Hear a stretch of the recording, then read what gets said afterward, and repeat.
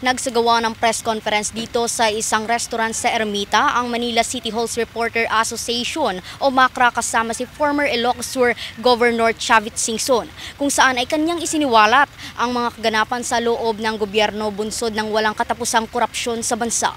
The best thing ako na gawin mo, kausapin mo yung kapatid mo, magbitaw na lang. Honorable exit.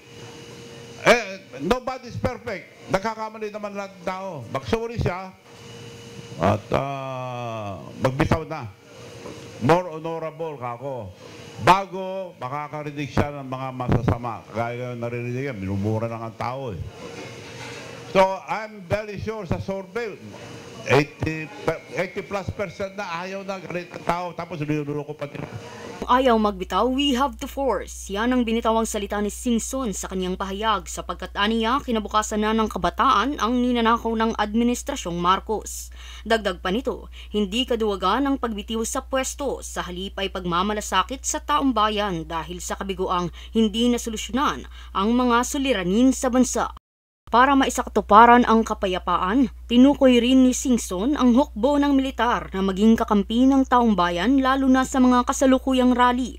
Aniya, huwag itong saktan bagkus ay ipaglaban at bigyan ng proteksyon. In the Constitution, palagi mong sinasabi,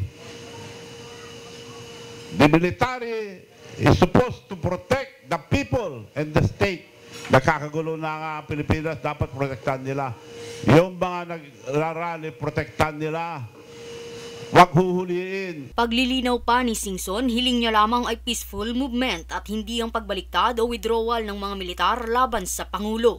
Hiling pa ng ex-governor para sa mga kabataan na gumising at ipaglaban ang nasasakupan.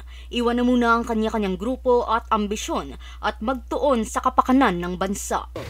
Panawagan pa ni Singson sa mga kabataan, susuportahan niya ito kung sakaling mag-rally, basta sama-sama dahil naniniwala siyang ang kabataan ang pag-asa ng bayan.